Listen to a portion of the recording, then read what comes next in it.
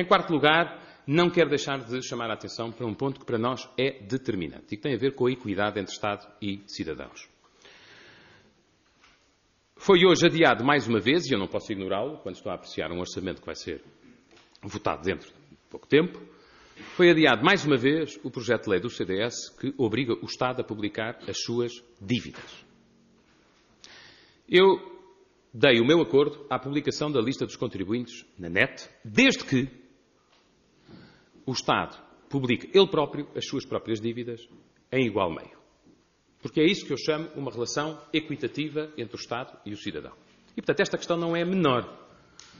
Em Portugal, o atraso do Estado nos pagamentos é de cerca de 152 dias em média.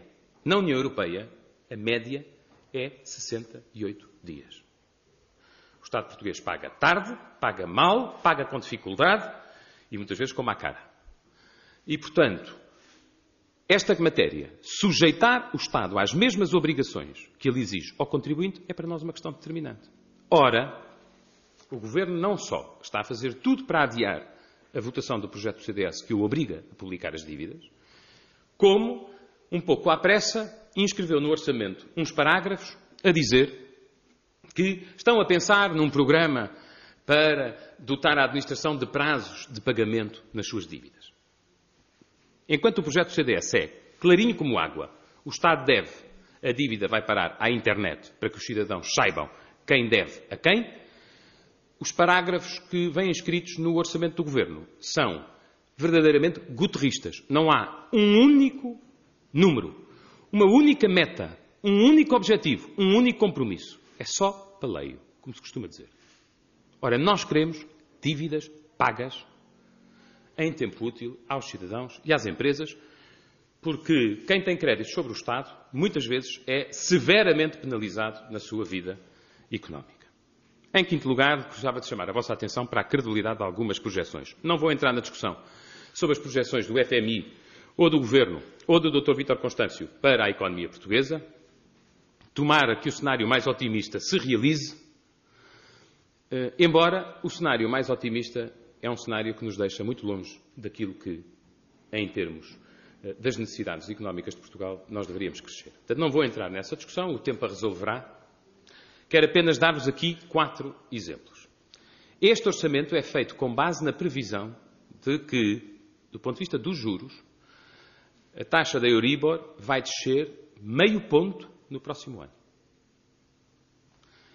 Este orçamento é feito com base na previsão de que o investimento vai crescer 4% no próximo ano, o que está longe de acontecer este ano. Este orçamento, e chama a atenção para este ponto, este orçamento prevê que a receita do IVA vai subir 8%. Ora, na execução de 2007, que é aquela que nós conhecemos hoje, a receita do IVA está abaixo do previsto no orçamento anterior. E, portanto, notem bem, se neste ano de 2007, com um crescimento de 1,8%, a receita do IVA está abaixo do previsto, como é que para o ano, com um crescimento apenas levemente superior, de repente a receita do IVA sobe 8%? Ou a previsão não é credível, ou se preparam, de facto, para quebrar, liquidar, espezinhar quaisquer garantias dos contribuintes, e isso nós nunca aceitaremos. A mesma coisa com o imposto do tabaco.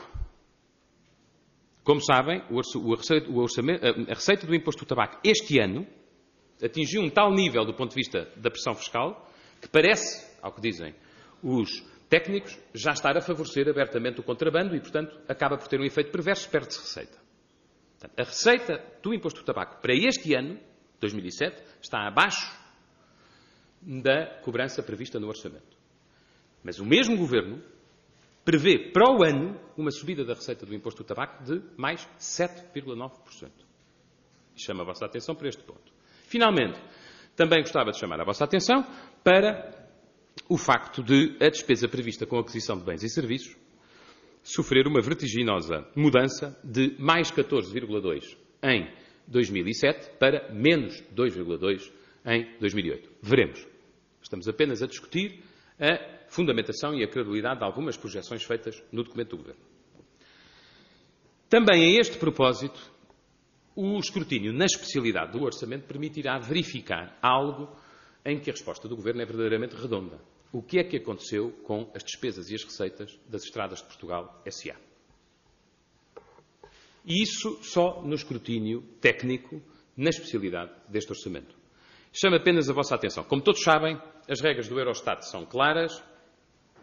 Este tipo de entidade só pode sair do perímetro orçamental se tiver 50% de receitas mercantis próprias. Ora, aquilo que sucede com as Estradas de Portugal é beneficiar de uma receita que é de um imposto pago por todos, que é o imposto sobre os produtos petrolíferos. Esta matéria estará sujeita à apreciação do Eurostat, mas queria apenas dizer-vos o seguinte. Se as receitas e despesas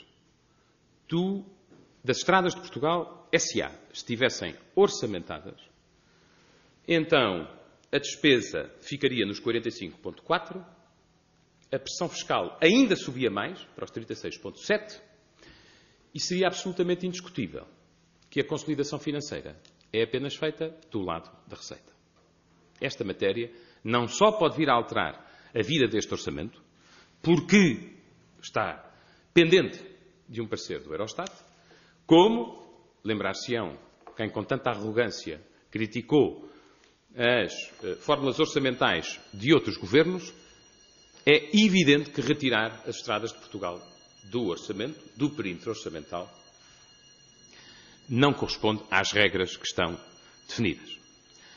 Queria deixar-vos em sexto lugar uma nota que é esta. Há um bom exemplo da forma como este Governo resolve a questão do déficit. Obviamente, o combate ao déficit é importante e eu não deixaria de vos chamar a atenção para dois números. O déficit, em grande medida, pelo esforço do contribuinte, é reduzido em 780 milhões de euros. Quanto é que está no orçamento para as escutes? 704 milhões de euros. Se o Governo corrigisse com bom senso a política das escutes, nunca teria de aumentar impostos. É o que isto quer dizer. E nós mostraremos este exemplo e muitos outros ao longo da discussão do orçamento. Depois quero chamar a vossa atenção para uma questão que já foi notada por bastantes analistas e que é o facto do Estado não conseguir conter a sua despesa. E não conseguir conter, desde logo, a sua despesa com pessoal. Também aqui é preciso fazer uma análise fina do orçamento. Porque o que está inscrito em primeira linha não é o que verdadeiramente está orçamentado. E, portanto, é-vos dito pelo Ministério das Finanças que a despesa com pessoal cresce 0,1. Só que, quando o Ministério das Finanças diz isso, está a falar na despesa com os ativos, sem aumentos salariais, mas esquece os reformados da Caixa Geral das Aposentações, que são, obviamente, despesa com pessoal. E, desse ponto de vista, gostava de vos dizer o seguinte. A verba para os ativos é de 13.465 milhões de euros.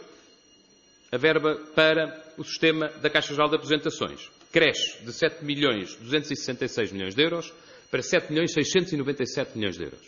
O que é que isto significa? Que a despesa com pessoal do Estado não vai crescer 0,1, vai crescer pelo menos 2,2 e não estou a incluir nestes 2,2 os aumentos salariais que estão previstos na dotação provisional. E, portanto, a despesa com pessoal é muito mais alta do que aquela que o Governo assume.